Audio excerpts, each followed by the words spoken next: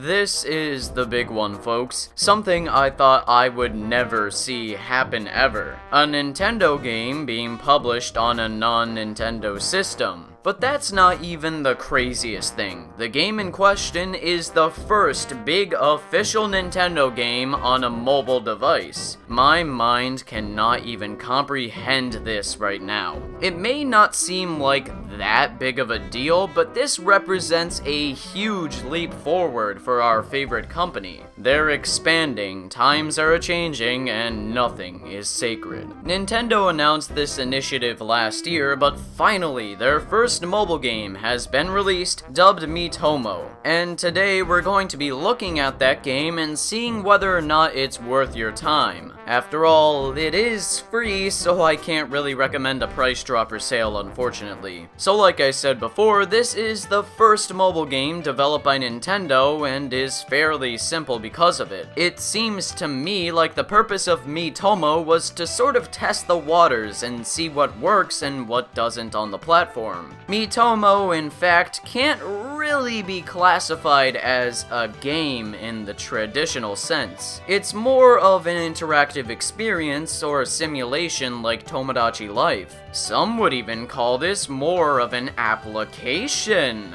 Miitomo opens up with you either linking your My Nintendo account to your phone or creating a new Mii. I chose the latter because I thought there would be some new options for me since this is a Mii-centric game on new hardware. But unfortunately, there's not. The Mii customization is the exact same interface from the 3DS and Wii U, which is slightly disappointing, but I guess it could have been worse. So, after you're done customizing your Mii, you're plopped into a characteristic menu, which is similar to Tomodachi Life's, but more streamlined. Once you've finished making a virtual clone of yourself, Miitomo officially opens up for you. Now you're able to do a few activities with your Mii, which is the bulk of what you do in this title. However, the most interesting thing you do revolves around answering questions, as boring as that may sound. Essentially, the game will ask you a question, and you can answer it in any way you want. Yep, there are absolutely no restrictions from my experience, so you can put the most offensive things you can think of and your Mii will repeat them, like...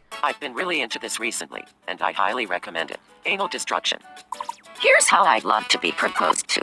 Start with a nice candlelit dinner, then grab me, hold me tight, and shove the ring deep in my ass with your dick while screaming, "Marry me, bitch." I've been super into dwarf porn because it made me wicked hard. Cool. For some reason, having your Mii say these stupid answers is really entertaining. It might be that I have the attention span of a 12-year-old that just discovered Microsoft SAM on Windows 98, but I digress. What's even more enjoyable is that you can befriend other people's Miis, which I did via Twitter, and listen to their answers. I had many a good laughs with my friends, and no matter how many answers their Miis gave me, it didn't get stale. Though, I do imagine it will eventually get old, but it's not yet. The friend system is actually my biggest gripe with Miitomo because, as far as I can tell, you can't add friends by their IDs, by searching their names, or by mutual friends. The only way to add friends is to link your social media accounts and add them that way. For a social game, this is a huge detriment to Miitomo. Adding friends in numerous ways, despite how scary it might be for children,